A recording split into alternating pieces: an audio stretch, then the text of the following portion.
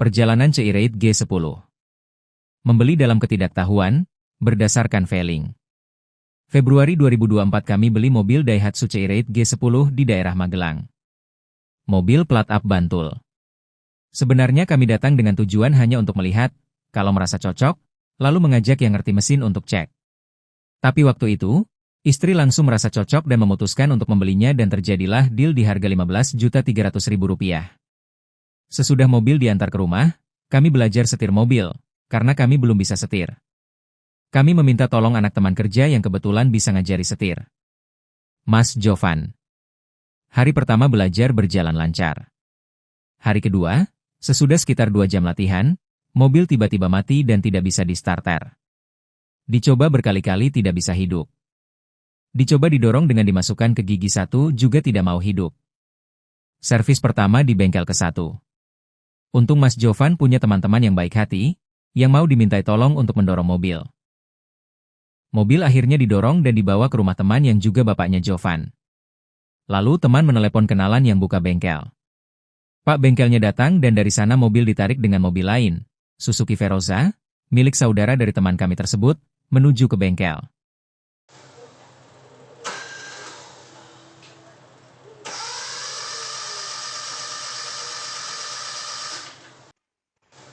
Itu kondisinya mobil tidak bisa di starter. Ini posisi mobil di rumah teman. Mobil dibongkar dan diketahuilah bahwa klep bengkok. Belakangan kami tahu penyebab semua itu adalah timing belt yang putus. Seharusnya kalau timing belt putus, mobil tidak boleh di-starter karena itu akan membuat klep bengkok. Akhirnya mobil selesai diservis dan bisa digunakan. Waktu servis kurang lebih seminggu. Habisnya 1,5 juta. Tetapi kami memberikan uang jasa bagi mereka yang telah membantu mengangkut mobil dari lokasi macet ke bengkel, 500.000. Jadi total 2 juta saat bengkel pertama ini. Klep diganti, timing belt jelas diganti, packing gasket, solenoid dan relay dinamo starter. Ini pengalaman kami bengkel ke mobil yang pertama. Hasilnya menurut kami bagus. Kami kemudian melanjutkan latihan nyetir. Tetangga yang kebetulan guru teknik mesin di sebuah STM berkomentar bahwa mobil kami masih bagus. Mesin masih bagus. Kami senang mendengarnya. Pak guru itu juga sering bengkel di sekolah karena di sekolah peralatan lengkap. Jadi ketika beliau berkomentar bahwa mobil kami masih bagus, kami senang karena ternyata mobil yang dibeli tanpa bantuan pengecekan oleh teknisi ternyata masih bagus. Waktu itu kami melihat-lihat di YouTube pengalaman mereka yang punya Ceireit. Ada yang bercerita mengenai pengalamannya mengganti radiator jadi 2 play di bengkel radiator selaras agar mesin tetap dingin dan AC juga semakin dingin. Kami tertarik juga untuk mencobanya. Dan kami gantilah radiator kami dengan radiator baru 2 play, habis 2 juta. Tapi karena tukar tambah, radiator lama dihargai 200.000. Jadi kami bayar 1.800.000. Sesudah itu kami berlatih nyetir dengan didampingi oleh seorang tetangga yang sudah berpengalaman. Namun, kadang kami mencoba sendiri. Dan ketika coba sendiri ini, pernah kami nabrak tanggul di sebelah depan kiri dan tiang listrik di sebelah depan kanan. Rusak cat mobil dan bemper kanan kiri jadi seimbang. Mobil jadi lecet-lecet dan bemper agak lepas. Sebelumnya mobil ini tergolong mulus, tapi sekarang jadi ada yang rusak catnya. Lalu lampu bemper depan kiri juga pecah. Bengkelke tanpa pengetahuan sama sekali mengenai permobilan. Suatu ketika kami mau mencoba berlatih, saat di starter, keluar asap dari sekitar daerah setir. Tapi kami tetap jalan. Lama-kelamaan, asap itu demikian kentara setiap kali kami menghidupkan mobil. Kami jadi takut kalau terjadi apa-apa saat menggunakan mobil. Lalu kami putuskan untuk membawa ke bengkel. Sebenarnya kami mau meminta bantuan tetangga untuk mengantar mobil tersebut ke bengkel resmi Daihatsu di Jogja. Tetapi tetangga tersebut menyampaikan kalau di bengkel resmi nanti penggantian onderdilnya bisa mahal. Servis kedua di bengkel kedua. Oleh tetangga direkomendasikan ke bengkel dekat rumah kami. Dia buka bengkel dan dikerjakan sendiri. Permintaan kami terhadap bengkel adalah membenahi kelistrikan sampai semua berfungsi baik. Juga AC agar dibuat lebih dingin karena kurang dingin. Pemilik bengkel memberitahu bahwa saklar switch kombinasinya sudah aus dan itu menyebabkan korslet. Karena dikabari bengkel tidak bisa mendapatkan saklar switch kombinasi, saya beli sendiri online seharga 305.000. Kemudian bengkel mengganti relay kabel set lampu utama seharga 200.000. Jasa instalasi listrik 250.000. Isi freon dan oli kompresor 250.000. Lalu karena kami mengeluhkan getaran mesinnya terasa, bengkel menyarankan ganti engine mounting dan digantilah 3 engine mounting. Depan, kanan, dan kiri. Habis 900.000 dan ongkosnya 100.000. Lalu ganti lampu bumper yang pecah saat kami nabrak trotoar. Kami beli sendiri online seharga 95.000 dan dipasangke oleh bengkel. Jadi bengkel ke mobil yang kedua ini habisnya 2.100.000. Lama bengkel ke 2 minggu lebih. Karena bengkel itu di ruang terbuka, kami mendapati bahwa cat mobil kami banyak yang mulai retak atau embukak, kecil-kecil di beberapa tempat. Padahal sebelumnya masih mulus kecuali yang memang nabrak sewaktu kami latihan. Ini sekarang banyak sekali bagian cat yang retak-retak kecil. Tidak tampak kalau dari jauh tetapi kelihatan sekali kalau dari dekat. Ya karena naruhnya itu persis di bawah tritisan, jadi kalau hujan kena aliran air dari genteng, juga kalau panas kepanasan. Kami agak menyayangkan hal ini dan menyesal dalam hati karena sebelumnya mobil kami ini cukup mulus. Mobil diantar ke rumah oleh bengkel. Catatan dari bengkel, dinamo ampernya katanya tekor jadi tidak kuat kalau untuk menghidupkan AC. Harus ganti dinamo amper, kurang lebih biayanya 850.000. Jadi mobil bisa dipakai tetapi jangan menghidupkan AC, katanya. Kami terus terang kecewa karena tujuan bengkel ke kali ini adalah membereskan kelistrikan dan AC. Tetapi malah kami tidak bisa menghidupkan AC. Mengenai hal ini kami sebenarnya merasa heran karena sebelumnya tidak demikian. Sebelum ke bengkel mobil kami tetap kuat jalan meskipun menghidupkan AC. Masa sekarang lalu dinamo ampernya tidak kuat? Jadi kami agak ragu dengan apa yang disampaikan oleh bengkel tersebut. Waktu kami coba malam hari berikutnya. Ternyata beberapa lampu masih mati, padahal sebelum dibengkelke lampu-lampu tersebut hidup. Yang mati hanya lampu mundur kiri karena memang tidak ada bohlamnya. Tapi ini lampu lainnya juga mati. Perbaikan yang mencolok adalah lampu utama yang jadi jauh lebih terang. Kemudian warna lampu kota jadi biru. Kemudian hari berikutnya sewaktu kami coba di siang hari, ketika kami pencet klakson, suara klakson tidak mau berhenti dan bunyi terus-menerus. Para pengguna jalan lain jadi terheran-heran. Setelah jalan beberapa jauh dan ketika kami pindah gigi baru klakson berhenti berbunyi. Hal itu berulang beberapa kali. Nah, pagi hari berikutnya, pukul 5 dini hari, klakson mobil berbunyi sendiri tanpa henti membangunkan para tetangga satu gang. Mereka mencari sumber suara dan ternyata itu dari mobil kami. Akhirnya suara klakson melemah dan mati. Saya buka kap mobil, terlihat asap yang banyak keluar dari area sekitaran klakson. Kami melaporkan semua itu ke bengkel. Bengkel bilang bahwa sewaktu dicoba semuanya sudah berfungsi baik. Tapi kami bilang bahwa kenyataannya memang seperti itu dan bengkel akhirnya berjanji akan memperbaiki, tetapi sampai detik ini bengkel tersebut tidak pernah datang ke kami atau menghubungi kami. Karena kejadian itu, kami tidak berani mencoba menjalankan mobil lagi. Ini harus diservis karena kami merasa ada yang korslet dan bahaya kalau digunakan. Jadi hasil dari bengkel yang kedua ini bisa dibilang kami belum pakai mobilnya. Baru mencoba 2 kali itu pun sangat sebentar, hanya sekitaran setengah jam. Jadi belum kami pakai sama sekali. Tepatnya kami tidak berani pakai karena kami curiga ada yang korslet. Saat itu kami bergabung dengan grup FB Daihatsu Ceirate Yogyakarta. Di sana kami menemukan kontak bengkel yang menurut beberapa anggota komunitas bagus. Kami hubungi bengkel tersebut dan akhirnya diambillah mobil kami untuk diperbaiki. Servis ketiga di bengkel ketiga. Kami menceritakan pengalaman bengkel sebelumnya dan keluhan-keluhan kami. Mengenai dinamo amper yang katanya tekor, bengkel baru ini melakukan pengecekan dan ternyata menemukan bahwa dinamo amper masih bagus. Jadi kemungkinan sebelumnya tekor karena memang terjadi korslet. Keluhan utama adalah kelistrikan. Kami meminta agar semua kelistrikan dibenahi. Kemudian kami juga berpesan kalau misalnya ada yang perlu diganti sebaiknya diganti. Bengkel mengusulkan untuk mengganti booster rem karena remnya terasa keras. Juga setir karena setir sudah goyah. Dan ada beberapa bagian lain yang diganti.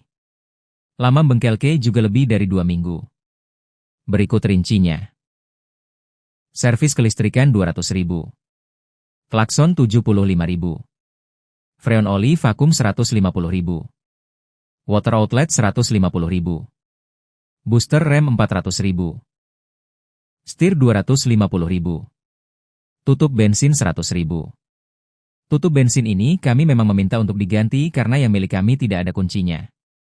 Gigi flywheel 250.000. 2 relay 70.000. Ongkos bengkel 450.000. Total 2.095.000. Ini pengalaman bengkel ke yang ketiga.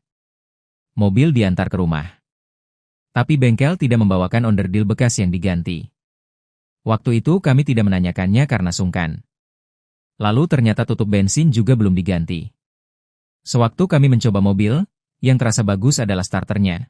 Sekarang ketika di starter terasa langsung jreng, mesin bunyi. Kalau dulu kadang pakai cet-cet-cet berulang baru bisa hidup. Kalau sekarang langsung jreng. Mesin juga terasa lebih halus. Yang bagus juga, meskipun mobil kami pakai selama 5 jam untuk latihan, mesin tidak panas. Ketika saya sentuh kap mesin, tetap dingin, tidak panas sama sekali. Namun ada yang terasa beda. Ketika jalan di gigi 1 tanpa digas, mobil jalannya tersendat-sendat dan tidak begitu kencang. Padahal sebelumnya kalau gigi 1 jalannya lancar dan kencang. Ini tidak lancar dan tidak kencang.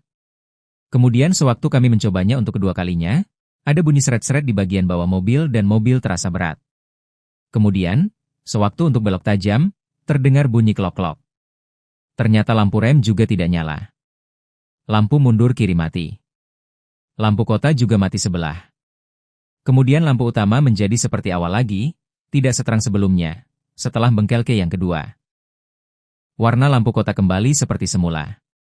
Kami melihat tampaknya relay kabel set lampu utama yang dipasang oleh bengkel kedua diambil oleh bengkel ketiga ini. Hanya memang kabel-kabelnya dirapikan. Kami menyampaikan beberapa keluhan ini ke bengkel. Mengenai jalannya mobil di gigi 1 yang nyendal-nyendal dan tidak lancar, bengkel menyatakan kemungkinan bensin kotor, filter, atau karburator. Tangki bensin kemungkinan butuh dikuras untuk membersihkannya. Mengenai suara seret-seret di bawah mobil, bengkel menyatakan kemungkinan itu handremnya tidak membalik. Harus ganti kabel rem. Mengenai bunyi klok-klok saat belok, bengkel menyampaikan itu harus ganti CV join. Lalu lampu mundur dan lampu rem yang mati bengkel bilang, kemungkinan switch-nya sudah rusak. Mengenai relay kabel set lampu utama yang hilang, kami diamkan saja. Kami tidak berani menanyakannya. Servis keempat di bengkel ketiga, bengkel yang sama dengan servis sebelumnya. Akhirnya mobil diambil bengkel. Jadi kali ini, bengkel ke yang keempat, yang dikerjakan bengkel adalah, katanya, karena kami tidak nungguin, kuras tangki bensin, ganti kabel handrem, ganti CV join. Itu yang disepakati. Sewaktu mobil dibongkar, katanya naproda kiri sudah aus. Biaya bengkel kali ini, handrem 350.000. CV join 400.000. Naproda 200.000. Bongkar kaki-kaki 200.000. Bengkel kedua ini harusnya habis 1.150.000 tetapi karena salah hitung jadi 1.250.000. Berarti kelebihan 100.000. Lama bengkel ke juga 2 minggu lebih. Saya mulai agak curiga dari pengalaman bengkel ke sebelumnya. Karena handrem sebelumnya tidak apa-apa sehabis ke bengkel malah bermasalah. Kemudian ketika masuk gigi 1 juga malah bermasalah padahal sebelumnya tidak. Saya mulai cari-cari harga sendiri secara online dan menemukan bahwa beberapa barang dihargai terlalu mahal karena ada yang menawarkan di harga yang bahkan tidak sampai separohnya. Lagi pula, kenapa onderdil bekasnya tidak dikembalikan ke kami? Juga relay kabel set lampu utama yang hilang membuat kami semakin mulai curiga terhadap bengkel ini. Oleh sebab itu, kali ini kami meminta agar barang-barang yang diganti, termasuk saat bengkel ke sebelumnya agar dikembalikan ke kami. Dan ketika mau diantar, katanya selang radiator bocor pas di jalan. Mobil terpaksa dibawa pulang ke bengkel lagi. Bengkel bilang harga selang radiator sekitar 90.000. Saya putuskan untuk beli sendiri selang radiator dan juga air radiator atau kulen radiator. Selang radiator ternyata hanya 40.000 dan air radiator 45.000. Saya antar selang dan air radiator ke bengkel. Esok harinya mobil diantar ke rumah. Dan ketika kami coba, saya coba jalan lurus, ternyata mobil belok kanan. Saya mundur dan ulang kembali. Sama, mobil belok ke kanan. Saya turun dari mobil dan cek ban. Ternyata posisi ban kanan sudah miring kanan. Tapi posisi ban kiri malah miring ke kiri. Jadi posisi ban depan itu melebar ke depan dan bagian belakang menyempit. Posisi setir seperti ini hampir lurus, cenderung mengarah ke kiri, tapi ban sudah belok kanan, yang kanan.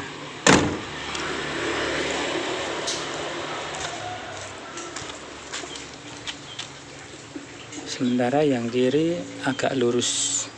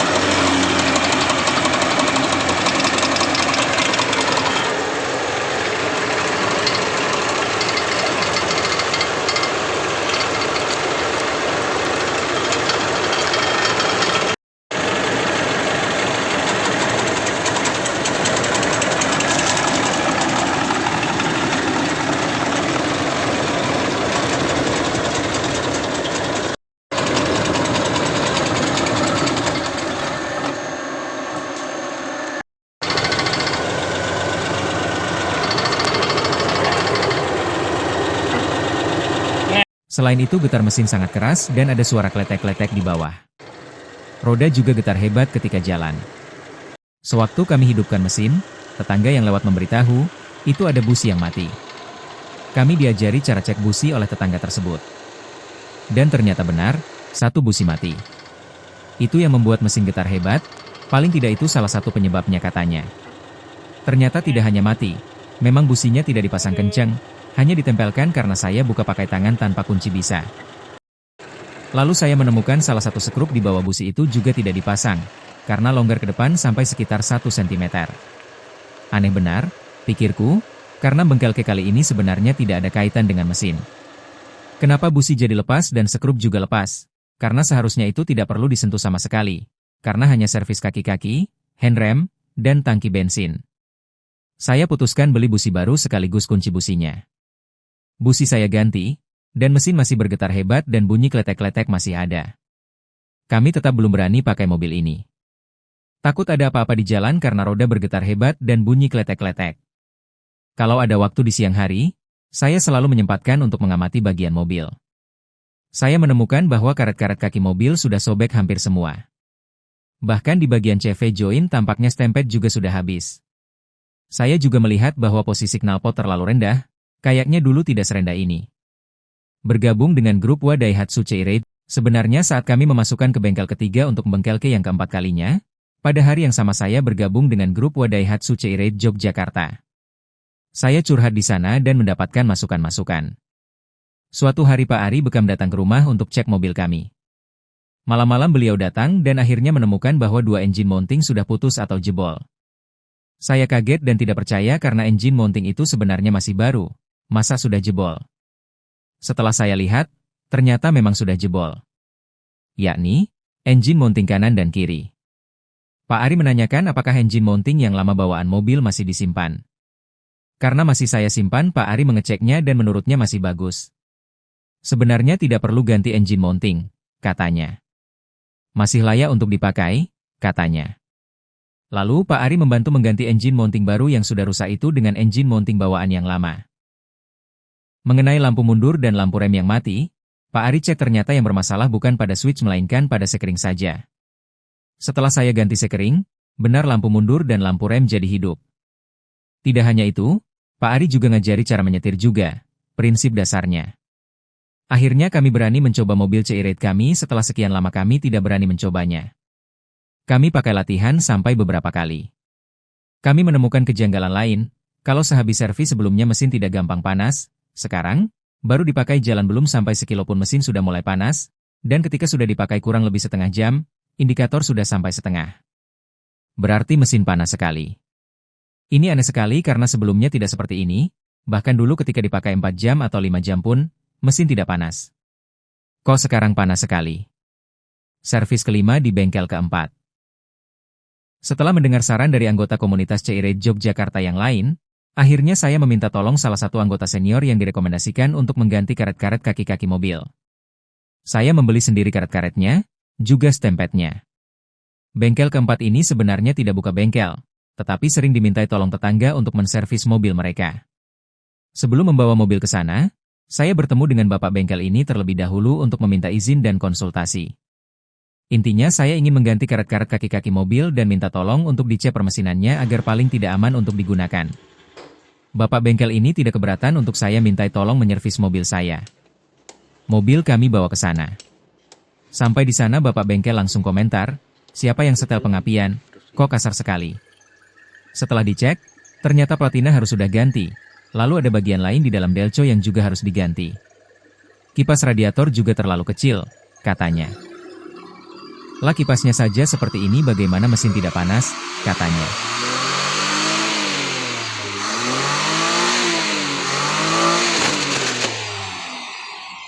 Lalu ketika dicoba digas sampai pol, fan beltnya putus. Tampaknya bapak bengkel ini sudah tahu bahwa fan belt sudah harus diganti sehingga sengaja digas sampai pol biar putus. Jadi rekomendasi bapak bengkel ini adalah, ganti platina dan komponen lain di dalam delco. Saya lupa namanya, ganti fan belt, ganti kipas radiator. Lalu setelah roda dibongkar, bapak bengkel ini juga merekomendasikan untuk ganti tie rod end karena yang sebelah kiri sudah goyah. Bapak bengkel juga menemukan bahwa knalpot sudah keropos dan sudah bocor, maka menyarankan knalpot diganti. Saya mencari kipas radiator dan tie rod. Di semua bengkel di Jogja tidak ada yang menjual tie rod untuk C-Rate G11. Kalau kipas radiator saya ambil di penjual onderdeal bekas copotan. Sampai 2 hari saya keliling tidak berhasil mendapatkan tie rod yang merek 555. Karena itu yang disarankan bapak bengkel. Ketika bapak bengkel mengamati kembali raen dan tie rod yang ada di mobil saya, ternyata raen dan tie rodnya bukan punya G11, bahkan kanan dan kiri beda. Yang kanan punya klasi, yang kiri punya G10. Lalu yang kanan raen sudah dipotong dan yang kiri tie rodnya sudah disambung dengan mur. Bapak bengkel itu akhirnya mengerti kenapa Tuhan tidak menghendaki saya menemukan tie rod G11 karena kalau berhasil mendapatkan pun akan sia-sia karena tidak akan cocok kalau dipasangkan di raen yang ada. Harus ganti semua. Akhirnya bapak bengkel mencoba mengakali sendiri dari raen dan tie rod yang ada. Ditemukan juga bahwa knakel baik kiri maupun kanan sudah ada las-lasannya juga. Kalau yang kanan, bengkel sebelumnya juga sudah menyampaikan bahwa sudah dilas.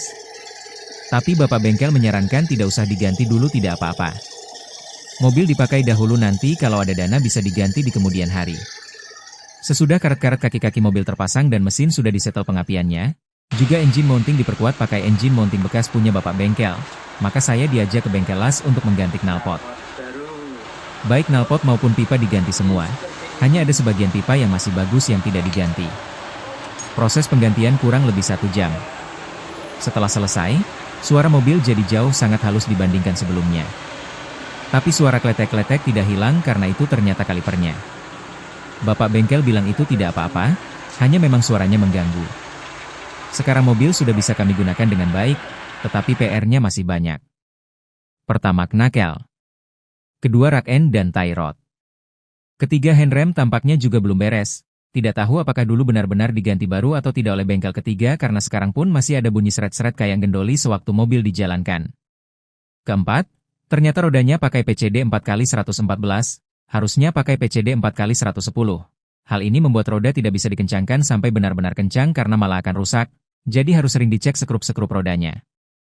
Kelima, lampu mundur kiri mati. Lampu spoiler mati, lampu kabin mati. Padahal kayaknya awal beli mobil semua lampu tersebut nyala, kecuali lampu mundur yang memang tidak ada bohlamnya waktu itu. Jadi kami servis kelistrikan 2 kali dan ternyata masih tetap belum beres malah tambah PR-nya. Demikian pengalaman kami dalam memiliki dan menggunakan mobil Daihatsu C-Rate G10 1984. Maksud kami berbagi pengalaman ini agar pemirsa bisa belajar dari kesalahan kami. Kesimpulan kami adalah, bengkel pertama untuk servis pertama kerjanya bagus, tidak meninggalkan masalah. Terima kasih Pak Gusi. Bengkel kedua untuk servis kedua mungkin memang kurang pengalaman dengan mobil tua tetapi merasa bisa. Bengkel ketiga, untuk servis ketiga dan keempat, sebenarnya ahli tetapi karena kami tidak memantau proses servis dan kami memang tidak memiliki pengetahuan sama sekali mengenai mobil tampaknya ketidaktahuan kami ini dimanfaatkannya dan pengerjaannya dilakukan secara kurang bertanggung jawab sehingga kondisi mobil sebagian besar malah semakin bermasalah. Motivasinya mungkin agar kami rutin bengkelke ke tempat dia sehingga masalah sengaja tidak diselesaikan atau sengaja dibuat masalah baru. Bengkel keempat, untuk servis kelima, orangnya cukup bertanggung jawab dan pecinta mobil tua sehingga ia melakukan pekerjaannya dengan senang hati sehingga hasilnya bagus. Bengkel keempat ini jujur, Dia mengakui kalau kelistrikan tidak menguasai. Hanya menguasai mesin dan kaki-kaki. Terima kasih saya sampaikan kepada Pak Thomas atau Kung Thomas dan kepada anggota DCJ semua. Semoga pengalaman kami ini berguna bagi pemirsa semua. Salam pecinta mobil tua.